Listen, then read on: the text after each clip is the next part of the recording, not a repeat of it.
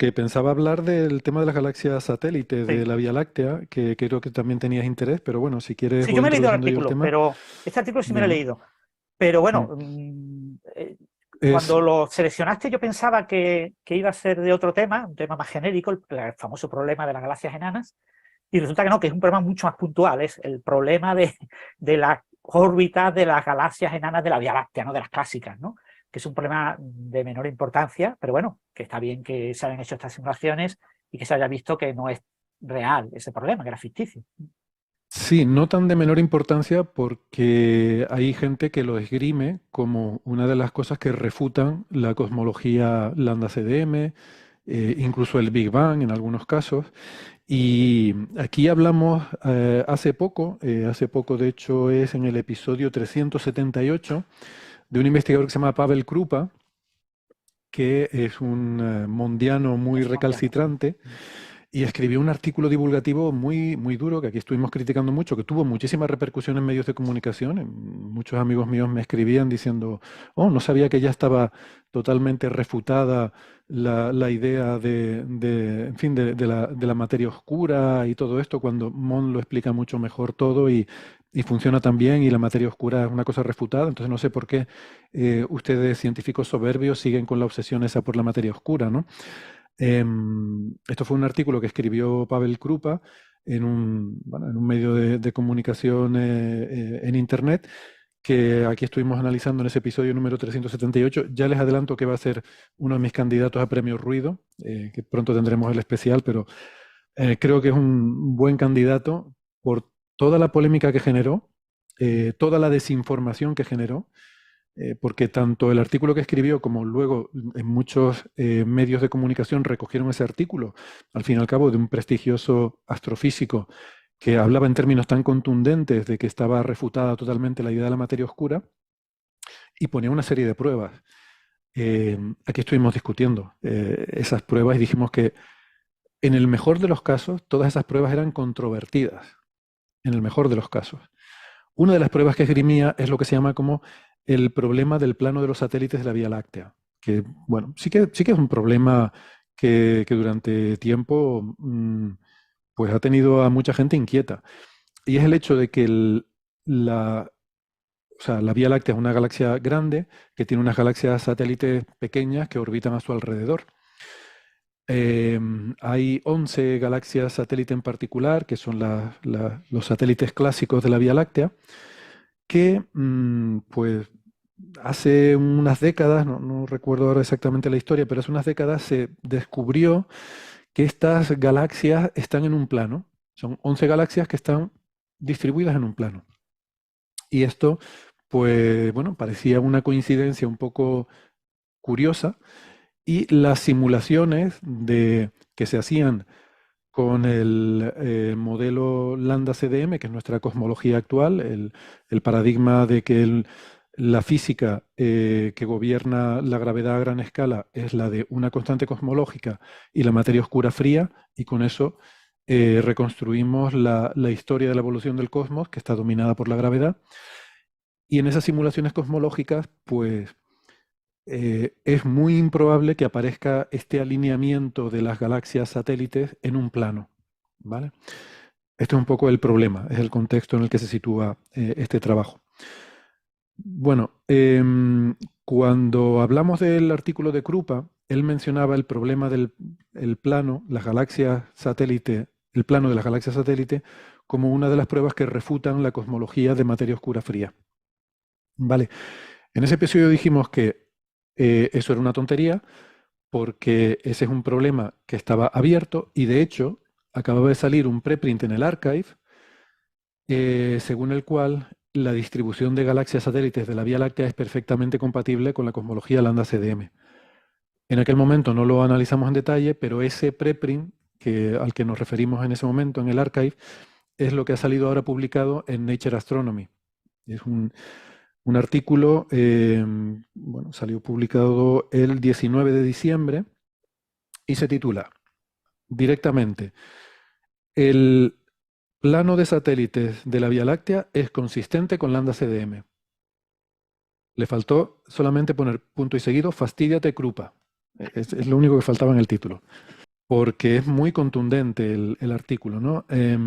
¿Qué es lo que pasa? ¿Qué es lo que ha cambiado? Bueno, estos investigadores, el primer autor se llama Til Sawala, no sé si será un hombre o una mujer, con este nombre es difícil, pero bueno, es de la Universidad de Helsinki, en Finlandia, y uno de los coautores es Carlos Frenk, que es el Frank de Navarro Frank White, les sonará a lo mejor a los más cafeteros, que son este trío de autores que han publicado el perfil de materia oscura galáctica más utilizado. Es un poco no sé, es como el paracetamol de los perfiles de materia oscura, ¿no? El que todo el mundo utiliza, la referencia de cómo está organizado el halo de materia oscura de las galaxias.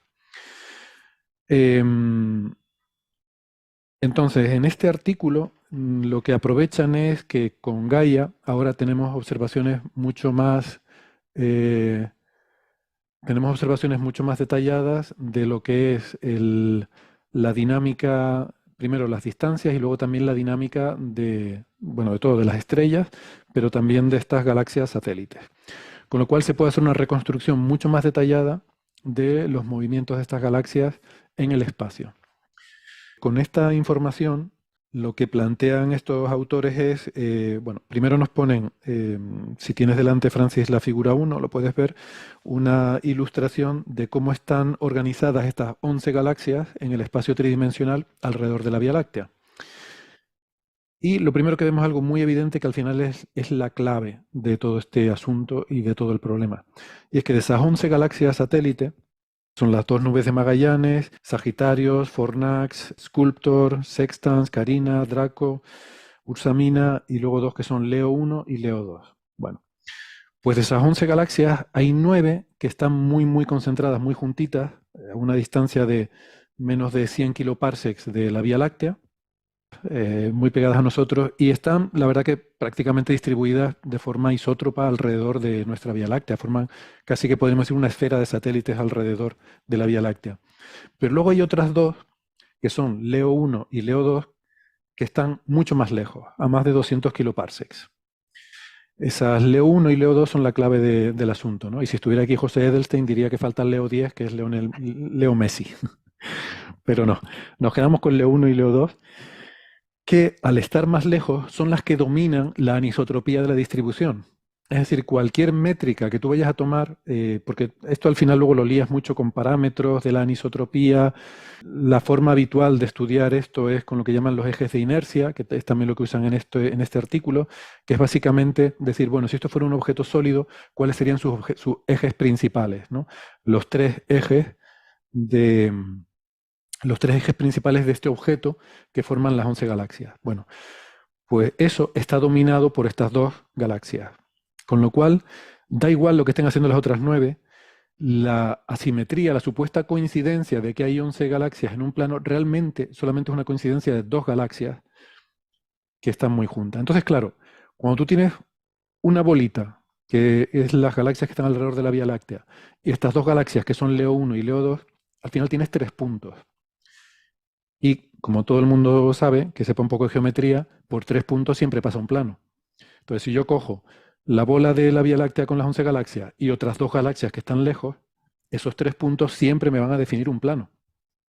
O sea, es casi trivial que haya un plano de las galaxias satélites, cuando lo consideramos así. Esto ahora lo tenemos mucho más claro por la información que nos da Gaia, de distancias mucho más precisas, y también, conociendo la dinámica, podemos no solo entender su distribución tridimensional, sino también podemos proyectar hacia el futuro y hacia atrás en el tiempo cómo son los movimientos y las órbitas de esas galaxias. Y resulta que lo que vemos es que esas galaxias que están agrupadas en el centro siguen estando agrupadas cuando nos vamos hacia atrás y hacia adelante. Pues no sé cuánto tiempo, no recuerdo ahora cuánto tiempo lo prolongaban. En la figura 500 se millones de representan años y 1000. 1000 millones. Sí, exacto. Es que en la figura te iba a decir que representan 1000 millones de años, ¿no? Un gigaaño. Sí. Pero no sé cuánto tiempo más corre la simulación. En cualquier caso, lo que sí se ve es que ese plano no es estable, sino que va cambiando, y en particular va cambiando sobre todo según Leo 1 y Leo 2 se están moviendo. De hecho, Leo 1 y Leo 2 están cruzando el plano en diferentes direcciones. Leo 2 se está moviendo casi perpendicularmente al plano y Leo 1 de forma mucho más paralela al plano. Y además Leo 1 con una órbita mucho más... bueno, da un poco igual. La cuestión es que se están moviendo de forma muy diferente y ese plano que están definiendo ahora está cambiando continuamente. Y dentro de unos cientos de millones de años va a ser otro plano completamente diferente. Entonces, en particular hay 500 millones de años, que es lo que nos está señalando Francis, pues va a ser otro plano diferente. O sea que ese alineamiento no solo es casual, sino que ni siquiera es sostenido en el tiempo. Es algo coyuntural. Es que ahora mismo está así, pero mañana, 500 millones de años en la vida de la galaxia tiene 10.000 millones de años, ¿vale? Entonces, 500 millones de años es un fotograma en la vida de la galaxia. Bueno, no un fotograma, pero es un periodo de tiempo muy breve en la vida de la galaxia. O sea que ese plano va cambiando. Y además, la idea que había, que era sobre todo la que generaba tensión con lambda CDM, con la cosmología actual, con la materia oscura, era la idea de que estas galaxias satélites están, este plano de galaxias satélites está sostenido rotacionalmente. Sostenido rotacionalmente quiere decir que es como los anillos de Saturno. Los anillos no se caen, bueno, se están cayendo un poquito, pero están mayormente en un cierto equilibrio porque es su velocidad, la velocidad a la que giran alrededor de Saturno compensa la atracción de la gravedad. Eso es lo que llamamos que esté sostenido rotacionalmente. Entonces ellos aquí hacen el estudio de cómo tienen la dinámica de estas galaxias, pueden comprobar cuánto es la velocidad en el plano, el supuesto plano de los satélites, y la velocidad perpendicular. Si estuviera sostenido rotacionalmente, la mayor parte de la velocidad sería en el plano y habría muy poquita velocidad perpendicular. O sea, los anillos de Saturno, las partículas, los trocitos de roca que forman los anillos de Saturno se mueven sobre todo en la dirección del plano de los anillos. Se mueven muy poquito en la dirección vertical. Bueno, pues aquí lo que encuentran es que no es así para nada, sino que las velocidades que miden son algo así como 165 kilómetros por segundo en el plano y 121 kilómetros por segundo en la perpendicular. O sea, prácticamente lo mismo. Hay un factor 1,3 de, de diferencia entre la velocidad en el plano y la velocidad perpendicular. Con lo cual, no es cierto que sea una estructura sostenida rotacionalmente. En definitiva, que es una de esas anomalías estadísticas o cosas que parecían muy improbables por falta de información, pero que, como hablábamos el otro día cuando Francis nos contaba la anomalía del LHCb, cuando vas aportando nuevos datos, esta anomalía se ha diluido y ha desaparecido. Ahora que tenemos información más detallada sobre cómo se mueven estas galaxias, pues con las nuevas simulaciones, ellos lo que hacen simulaciones dentro del paradigma cosmológico lambda CDM, con la cosmología actual, cuánto de probable es, hacen muchas simulaciones y ven en cuántas de ellas aparecen una estructura como esta galaxia grande que es la Vía Láctea, rodeada con estas 11 galaxias que puedan estar circunstancialmente en un momento dado formando un plano, entre comillas lo de plano, como es en este caso, ¿no? Y entonces ya llegan a la conclusión de que es algo perfectamente normal. Bueno, no sé si perfectamente normal, ahí daban por aquí el número, ¿no? Sí, bueno, había en Era, el artículo planteaban que las simulaciones previas que veían el problema, la probabilidad de que apareciera esta configuración tan plana era del 0,04%, eso es. 0,04%, pero que las nuevas simulaciones que han hecho ellos, que con un software llamado Sibelius, aparece como un 2% de las veces. Sí, como un Claro, entre 2% de las veces. 0,04 y el 2%, la diferencia es enorme, un factor de 50. Pero es Sí. que, más aún, si de esas 11 galaxias enanas satélite eliminamos Leo 1 y Leo 2, que son las que claramente parecen espurias, resulta que las otras 9, su configuración tiene una probabilidad, aparece en el 37% de las simulaciones. Un Sí. 37% de las simulaciones es más de una de cada 3 simulaciones. O sea que es una configuración relativamente normal, a pesar de que es una configuración, lo que No, observamos. relativamente no, esa sería totalmente normal. O sea, Sí, una configuración sin Leo 1 y Leo 2 es totalmente ordinaria. sí. Y efectivamente, y es eso. O sea, al final, Leo 1 y Leo 2 son las que sesgan todo todo el el problema. análisis. Pero que bueno, que ahora haciéndolo bien con toda la información correcta, pues se te queda en una anomalía del 2%, que eso no es anomalía ni es nada, porque estas cosas siempre hay que ver el look elsewhere effect, ¿no? O sea, un 2% de probabilidad en la vida cotidiana nos puede parecer que es algo improbable, pero es improbable si tú solo tiras los dados una vez. Pero si tú miras a tu alrededor y dices, ¿cuántas anomalías hay? ¿Cuántas cosas puedo mirar que me puedan tirar abajo el paradigma cosmológico? Pues hay muchas. Hay muchas cosas que puedes mirar. Entonces, como hay muchas cosas que puedes mirar, si miras 100 cosas, es normal que en alguna encuentres algo que se desvíe un 1%, ¿no? Entonces, es un poco la cuestión. Mm. Y visto desde ese punto de vista, pues efectivamente no hay ningún problema de las galaxias satélite. El problema se diluye. Sí. Otro problema Así. es el clásico problema de las galaxias satélites, que es que hemos observado menos de la que esperamos, ¿no? Las simulaciones Sí, numéricas dicen que para una galaxia tan madura y con una estructura como la Vía Láctea, sin ningún mecanismo que elimine galaxias enanas, tendría que haber una distribución, un mayor número de galaxias enanas, ¿no? Y lo que hay son básicamente estas 11 galaxias enanas clásicas, que son las más grandes, y después como 30, 40, no recuerdo la cifra, o 50, muy pequeñitas, pero muy, muy pequeñitas. Pero claro, las simulaciones por ordenador no dicen eso, nos dicen que hay como 40 o 50, todas más o menos parecidas, ¿no? Entonces, mm, claro, lo que no tienen en cuenta las simulaciones por ordenador de la formación de galaxias es fundamentalmente el canibalismo galáctico, ¿no? El hecho de que algunas galaxias enanas no son tan enanas e interaccionan con la galaxia principal y con galaxias menores, y todo eso puede modificar y comerse parte de esas galaxias pequeñas, ¿no? Entonces es muy difícil estudiar eso en simulaciones en las que estamos simulando el universo local. Estamos simulando, no sé, cientos de miles de galaxias, ¿no? O sea, muchísimas galaxias, ¿no? No se hace una simulación solo de la Vía Láctea, ¿no? Entonces, para hacer ese tipo de estadísticas. Pero bueno, ese problema creo que todavía no está resuelto, pero sí había indicios, no quiero recordar, ¿no? Ahora no recuerdo el artículo concreto, pero había indicios de que tampoco era un problema tan grave para Lambda CDM, porque se sí, podría tratar de entender por la dinámica propia del sistema local, ¿no? En el que se encuentra la Vía Láctea. sí, ese es otro, efectivamente, ese es el problema del número de galaxias satélite. Ese no se considera, o sea, ese se considera más un problema de que nuestras simulaciones no llegan a ser suficientemente precisas, porque al final tú tienes una determinada resolución, ¿no? Como dice Francis, si estás estudiando un volumen mucho mayor que el tamaño de una galaxia y tienes que resolver la dinámica de las galaxias, pues no puedes tener una resolución infinita. Estas cosas, pues una partícula pueden ser a lo mejor 100.000 masas solares, una partícula de una galaxia. Mm. Y estamos hablando de galaxias pequeñas, con lo cual, para una galaxia como la Vía Láctea, que son 200.000 millones de masas solares, si la construyes con puntitos de 10.000, 100.000 masas solares, pues bueno, puedes tener 1.000.000 de puntos. Pero las galaxias más pequeñas, las galaxias enanas, vas a tener pocos puntos, ¿no? Entonces tienes el problema de la resolución y tienes el problema de lo que se llaman los efectos de feedback, es decir, cómo interactúa la materia ordinaria Mm. consigo misma. El problema de cómo hacen los vientos estelares, las supernovas, el gas, cómo se comporta todo eso.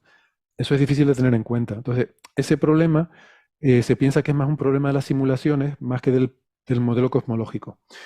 Este, en cambio, el del plano de los satélites, le interesaba mucho a Krupa y a la gente que defiende MOND, porque es como más limpio, en el sentido que es un ataque más limpio al lambda CDM, porque aquí ya no dependes tanto de las simulaciones, o sea, la distribución de cómo están espacialmente organizadas las galaxias, el hecho de que las galaxias se orienten en un plano, eh, no debería depender de los detalles del cálculo de la simulación, o sea, no debería depender tanto de si tienes mucha o poca resolución, o de si tienes en cuenta efectos de feedback o no. O sea, este problema eh, que bueno, parece más un problema de coincidencia estadística, em, para ellos, o sea, ellos lo esgrimen como una debilidad de la teoría, del modelo cosmológico. O sea, puede ser una forma de atacar el paradigma de la materia oscura. Y por eso le daban esa importancia. Mm. Y por eso creo que esto se ha publicado en Nature Astronomy, porque, o sea, yo creo que es relevante. Es, digamos que quitarle, o sea, es desarmar, es quitarle la mecha a, a una bomba al tema de la materia oscura, que bueno, no sé.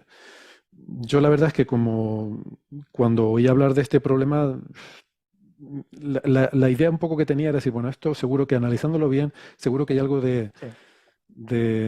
justamente de esto que ha pasado, ¿no? De que, bueno, que cuando miras bien las cosas, o sea, que no teníamos suficiente información como para estar seguros de que esto era una anomalía real. Y que al final, pues eso, como pasaba con el LHCb, cuando vas entendiendo mejor y teniendo más datos, pues se te queda en una, bueno, una simple, una pequeña casualidad sin mayor importancia.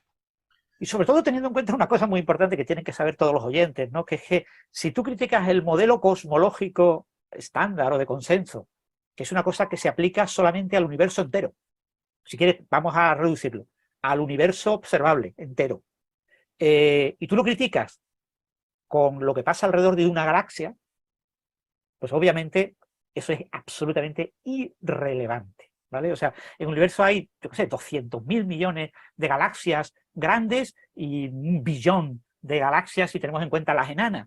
Lo que pase en una galaxia no puede en ningún caso afectar absolutamente en nada a algo como el universo, como el modelo cosmológico, que solo se aplica a escalas muy superiores a la escala de supercúmulos. Porque a la escala galáctica el modelo cosmológico de consenso no puede aportar nada.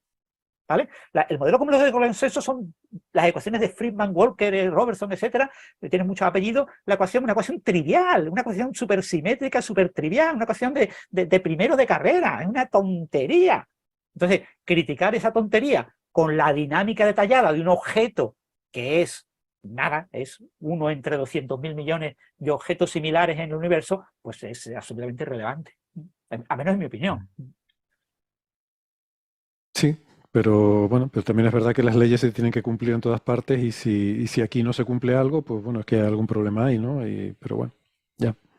Es Sí, yo decir, estoy... dicen, no se cumple la ecuación de Robertson-Friedman, o sea, el modelo cosmológico como tal no se cumple, ¿cómo no se va a cumplir? Es decir, no tiene sentido, ¿vale? Es decir, las leyes de los gases, vamos a chequear si es verdad la ley de los gases ideales de mediados del siglo XIX, y lo vamos a chequear mirando una molécula de nitrógeno.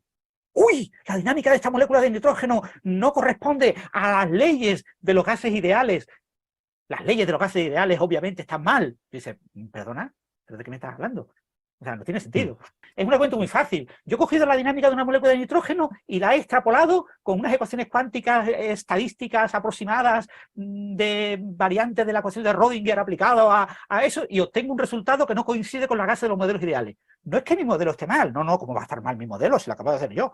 Lo he hecho yo, ¿eh? ¿Cómo va a estar mal? No, no, no, no. Lo que está mal es la ley de los gases ideales, que obviamente es completamente errónea. O sea, por eso estamos haciendo exactamente lo mismo. Yo trato de modelar la dinámica de una galaxia usando una simulación en la que tengo, yo qué sé, 1.000 millones de galaxias o 1 millón de galaxias y en la que cada galaxia es una estructura trivialmente simplificada, y ahora miro una galaxia concreta, la única que puedo ver con absoluto detalle. Pues este tipo de problemas de galaxias enanas lo podemos ver básicamente en la Vía Láctea y en Andrómeda. Mucho más lejos no podemos llegar a la hora de ver Sí, sí. este tipo de galaxias y sus posibles configuraciones. Con Andrómeda también había un problema, ese artículo famoso que publicó un investigador con su hijo tenía, no sé, 18 años, no sé qué, y era uno de los coautores del artículo, en el que hablaba de que se distribuían las galaxias satélites de Andrómeda también en un plano. No sé si te acuerdas, un artículo fue muy famoso. Sí, sí. Fue famoso porque estaba firmado por un niño. Mm. Una cosa que tú dices que es ridícula, pero dice que, Volvemos al tema de las coautorías el de los papers. niño vio en la pantalla la figura del papá y le dijo, papá, esas galaxias parece que están en línea recta, en un plano. Y dijo el papá, uy, es verdad, no me había dado cuenta, llevo ahí años estudiándolo y nunca me había dado cuenta. Qué maravilla, te voy a poner de coautor, porque esto es... Eso es lo que decía él en las entrevistas, ¿eh? Pero bueno, olvidado el asunto de la ecuatoría. Este tipo de críticas al modelo cosmológico de consenso basadas en objetos que son microscópicos comparado con lo que describe el modelo, a mí siempre me han parecido críticas ridículas. O sea, esta gente que modela y describe galaxias solo puede criticar el modelo cosmológico usando galaxias, porque ellos solo saben de galaxias. Sí, siempre se basan en las galaxias, ¿no? Pero bueno, yo entendería si me dijeras que, oye, es que todos los satélites de la Vía Láctea están orientados en un plano, están ahí alineados y la probabilidad de que eso ocurra por azar es de, pues eso, lo que se decía antes, 0,004%. Pues yo diría, hombre, pues no sé, pues algo raro hay, ¿vale? Por lo menos diría, algo raro hay, habrá que investigar a ver qué pasa ahí. Y, pero pero es que ni eso. Desde luego, no es, aunque fuera así, tampoco sería para decir, como decía Krupa, y esto demuestra que no existe la materia oscura. Eso es una chorrada, y estoy de acuerdo contigo. O sea, de que aunque existiera ese problema y fuera tan rara la coincidencia, de ahí no puedes concluir que no existe la materia oscura. O sea, eso, o por lo menos no puedes decir que eso refuta la materia oscura. Eso es absurdo. Y es un poco lo que criticábamos ese artículo de Krupa, ¿no? Que cogía, bueno, era un cherry picking salvaje. Y bueno, para los Y, y- oyentes porque lo he tuiteado, bueno, lo he puesto en el chat de YouTube, para los oyentes del podcast. Ese artículo se titulaba Einstein estaba equivocado. Necesitamos una nueva teoría del cosmos. Lo publicaba en el Confidencial, Pavel Krupa. Y en su momento, en el episodio en el que hablamos de este artículo, yo ya lo dije. Pavel Krupa había logrado que su universidad le financiara un máster de Mond. Era el primero del mundo que se iba a dar en formar a futuros astrónomos en Mond. Y entonces él estaba haciendo una campaña de difusión de las enormes ventajas que tiene para su universidad ofrecer un máster de Mond, y por lo tanto estaba publicando muchos artículos de divulgación, como este en el Confidencial, en los que vendía Mond como si fuera la repera. Es decir, Krupa está por encima de Einstein, ha demostrado Krupa que Einstein estaba equivocado. Cuando te dicen eso, tú siempre dices, sí. creo que No, quien lo está el diciendo es el que está confidencial, equivocado. sí. El confidencial lo que presenta es una especie de traducción de un artículo que, esto lo comentamos en su día, se publica en una web que se llama EAI, si no me equivoco. Se titula La materia oscura no existe. Y el subtítulo es Cosmology's Collective Delusion, o sea, la enajenación colectiva de la cosmología. O sea, delusion es como el Quijote, o sea, es una locura, ¿no? Es como decir, los cosmólogos están locos. O sea, ya de entrada es bastante faltón, ¿vale? Sí. Es como una, ¿cómo se llama esto? Una Pero ya te collective digo, delusion, lo sí, una tradujeron al español, en Einstein estaba alucinación equivocado. colectiva. Sí, sí. Sí. Eso es lo que pone el confidencial, pero esto es de Krupa lo escribió en En un blog, digamos. una... Sí. Sí, En bueno, un blog realmente creo propio. que es como un canal de televisión o algo así, se llama EII, IAI, y es algo así como Institute for Arts en... ¿Cómo se llamaba esto? A ver si lo encuentro por aquí. Mm, Institute es of como un Art sitio and Ideas. Instituto de en Arte e ideas, Ideas. exactamente. Exactamente, artes e ideas. Esta gente a veces que confunde lo de ser libre pensador con decir chorradas, ¿no? Que, Sí. Se supone que es bueno, un canal de televisión de filosofía. algo así. Lo que Y ponen bueno, ellos, ¿eh? a los Ponen filósofos ellos. le encantan los científicos alternativos, ¿no? Entonces le suelen dar quizás un altavoz más grande del que a lo mejor merecen si nos ceñimos a la evidencia y a criterios un poco más rigurosos. Pero el artículo, como te digo, lo que me parece criticable de este artículo de Escribe Krupa es el tono. Sí. Primero, diría que prácticamente insultante, o sea, habla de collective delusion, en plan locura colectiva, y que es demasiado, no sé, como contundente. De hecho, no solo es insultante en el sentido de que dice que prácticamente están locos, sino que también sugiere que tienen, o sea, que están motivados por intereses perversos, porque al final dice que las tres implicaciones que hay es que la teoría cosmológica moderna está totalmente equivocada y que tenemos que entender por qué esa teoría que está tan equivocada sigue siendo, que es la teoría más falsada, la teoría física más falsada en la historia de la humanidad, continúa siendo creída religiosamente por la vasta mayoría de los científicos modernos. Y dice que qué papel tiene la fijación actual en el dinero de los precios y las recompensas en este estancamiento de la comunidad. O sea, que sugiere que hay una motivación económica por el dinero de los premios. Es muy Sí. fuerte todo lo que dice aquí. Sobre En fin. EIA estoy leyendo ahora en su página web, ¿no? El About, ¿no? De EIA. EIA nació en el año 2008 porque se supone que un grupo de personas decidieron que había una crisis terrible de ideas con la crisis que acompañaba la crisis económica de 2008, ¿no? Y había una crisis intelectual, hay una crisis en la filosofía, y entonces era necesario hacer un festival para debatir estas cuestiones ante el público general. Entonces, eso se creó en el año 2008, se fundó, hicieron el primer festival en 2009 y tuvo tanto éxito que en el año 2011 crearon un canal de televisión EITV para llegar a mucha más gente con esta visión revolucionaria de la filosofía, que se necesita modificar completamente la intelectualidad europea. Y bueno, ese canal es donde pues se publican también piezas escritas y uno de ellos fue el artículo de Krupa. En principio, la enorme ventaja de este modelo, en el que básicamente tenemos materia y energía oscura, es decir, constante cosmológica, es que describe perfectamente las observaciones cosmológicas, ¿vale? O sea, es un modelo extremadamente sencillo, con muy pocos parámetros y con muy poquitos números describes todo lo que sabemos de cosmología, que es muchísimo, ¿vale? La cosmología en 1970 era vacía, era puramente teoría, no había nada, no había experimentos, no había... Sí, ya se había observado el fondo cósmico microondas, aunque no hubiera recibido el premio Nobel, pero era una cosmología prácticamente sin observaciones. Pero desde sobre todo el principio de los 90, con los telescopios espaciales, hemos obtenido una cosmología que nos da una enorme cantidad de datos.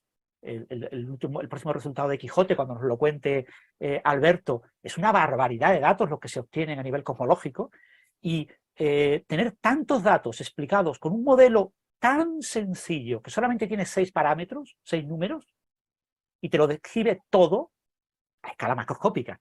No, es que no me describe la dinámica del Sol, ya, pero es que el Sol no es cosmología. La galaxia, no, es que no es cosmología. La Niaquea tampoco me lo describe, pero es que no es cosmología la Niaquea, ¿vale? La Niaquea es una estructura dinámica superior a los supercúmulos, no tiene nada que ver con la cosmología. A nivel cosmológico, solo 6 números lo describen todo. Claro, ¿cuál es la esperanza de los cosmólogos?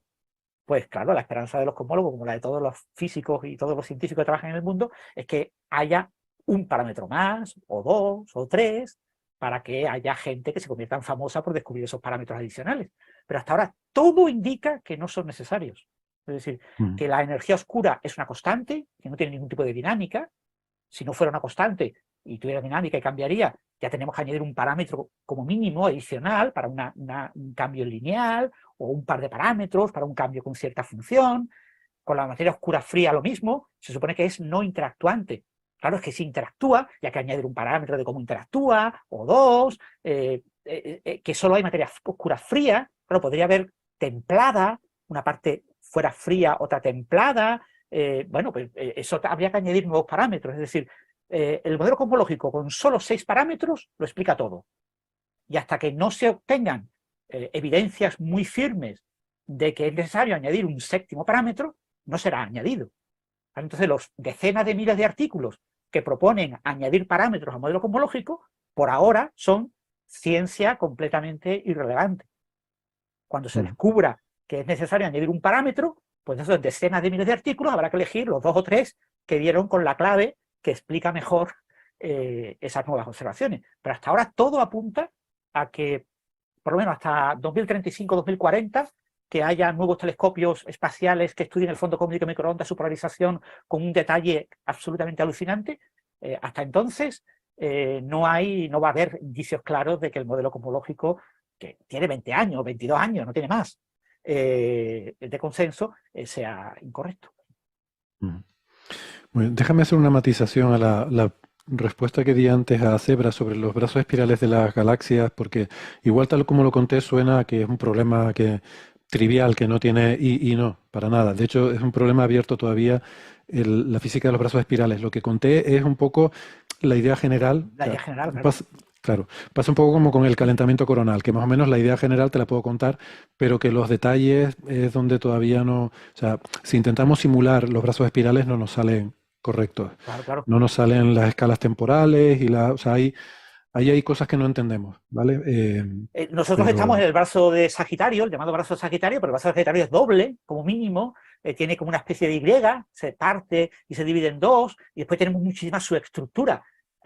Como estamos dentro, cuesta mucho trabajo ver esa estructura, entonces realmente no sabemos cómo es el brazo espiral en el que estamos. Y se van publicando todos los años nuevos artículos que nos dan nueva información sobre cuál es la estructura real de ese brazo, y obviamente su dinámica detallada. Pues mientras no podamos con una nave salir fuera de la Vía Láctea y mirarla desde fuera, va a ser extremadamente difícil el despegarla, porque podemos ver un trocito muy pequeño de la Vía Láctea. que nos rodea. Sí, pero no digo observacionalmente, sino la física de cómo se forman los brazos espirales y cómo se mantienen y las escalas de tiempo de evolución y demás, no, que no las entendemos, vamos, o sea, que si queremos hacer Sí, que simulaciones de quedan brazos cosas por espirales hacer, no claro, nos hay gente salen. investigando en eso, sí. Sí, sí. Vale, que No, aunque sea un no programa de que libro de queden texto cosas. y que en un libro de texto aparezca un capítulo entero de 30 páginas hablando de brazos espirales, en un libro de texto de galaxias, 30 páginas no corresponden, no pueden reflejar los cientos o miles de artículos que hay sobre brazos espirales publicados y que se sigue publicando sobre el tema. Claro, obviamente no está el problema resuelto. Sí, sí. O sea, que quiero decir que lo conté como que es algo sencillo, pero eso es en general la idea básica, ¿no? De que no es una estructura física, de que las estrellas entran y salen, el brazo espiral y demás, pero que los detalles son un problema abierto. Sí. Dijiste estamos en el brazo de Sagitario. ¿No? ¿No estamos en el Sagitario? ¿O me he Me equivocado yo de cosa? suena, a mí me suena a Orión, ¿no? El Brazo de brazo de Orión. Orión, Pero no era que pero el no brazo de estoy Sagitario está seguro. dividido en dos trozos. O sea, es una Y que se parte en dos y uno se llama Sagitario y el otro Orión. Ah, hay uno que está partido en dos, sí, efectivamente. Bueno, no me hagan mucho caso porque yo estoy hablando de Espera, lo voy a memoria, hace buscar. mucho tiempo que no leo eso. Los modelos Lo voy a sencillos buscar. de onda en el plano de la galaxia, que dan lugar a la espiral que vemos en los brazos espirales, son modelos muy sencillitos de libro de texto. O sea, yo he leído modelos de esos con una ecuación diferencial radial, muy sencillita para el comportamiento espiral. Vale, pero eso te da lo que dice Héctor, ¿no? La idea genérica de cuál es la estructura. Te permite entender de qué va el asunto. Pero obviamente en física todos los secretos y todo lo maravilloso están los detalles, y los detalles yo no he estudiado en detalle la dinámica de brazos espirales. En mi grupo de investigación estuvimos trabajando en la formación de espirales en ecuaciones de reacción-difusión, y bueno, en reacciones químicas en las que excitas con luz patrones, o ya en estructuras en las que haya una interacción entre los compuestos de la reacción química, cómo se forman esas espirales en temas de combustión. Y bueno, el tema de las espirales, de cómo se mueve el punto de la espiral. Las espirales muchas veces uno se las imagina como una espiral perfecta, quedando, pero el punto en el que acaba la espiral, no sé cómo se dice, ese punto tiene dinámica, se mueve, y forma una serie de patrones alrededor del centro de la estructura. O sea, las espirales todavía se siguen estudiando en teoría de formación de patrones. Es un tema muy interesante. Mm. Nosotros hemos Sí, mira, trabajado estaba mucho viendo en aquí. 3D, en espirales en 3D, y en 3D es terrible. O sea, las espirales que en 2D más o menos se entienden de los últimos 50 años de investigación, desde los trabajos de Turing, del 40 y largo, pongamos 1950. Desde 1950 con Turing hasta la actualidad, en 2D entendemos bien la formación de espirales, pero en 3D aparece una cantidad de detalles y de subestructuras terribles. El caso de la galaxia es un caso intermedio, es 2,5 dimensiones, porque la galaxia básicamente es un disco básicamente plano, pero tiene que tener mucha chicha, ¿eh? Sí, sí, totalmente. A ver, que sí, lo estaba mirando ahora. Estamos en el brazo de Orión, pero es que el brazo de Orión es realmente una pequeña ramita que está intermedia entre el brazo de Sagitario, Carina Sagitario, y el de Perseo. Esos son dos brazos grandes y en medio, sí, puede ser como una bifurcación si quieres del de Sagitario. Está un pequeño brazo que es el de Orión. Esto debe ser lo típico, que como es el nuestro, vemos detalles pequeñitos y los marcamos y los ponemos, ¿no? Claro. Eh, y entonces le ponemos nombre propio y decimos, esto es el brazo de Orión. A lo mejor si no fuera el nuestro diríamos, bueno, no es un brazo, estamos en medio de... Si no fuera el nuestro diríamos que es el espacio vacío entre el brazo de Perseo y el brazo de Carina Sagitario. Pero bueno, o tienen una parte del programa que no va a estar en este directo porque ya está grabada. Es una grabación de una conversación que hemos tenido con Jorge Sánchez Almeida y con Nacho Trujillo, hablando sobre gravedad modificada, las teorías MOND y un nuevo trabajo de Jorge Sánchez sobre bueno, predicciones que él ha encontrado que produce la teoría MOND en galaxias enanas y que, bueno, pues tienen dificultades la teoría tiene ciertas dificultades con la realidad, digamos. Me parece que es muy interesante, les recomiendo que escuchen la versión en internet, la versión completa en la que estará esa grabación, porque, bueno, creo que estuvo muy interesante, supongo, no sé.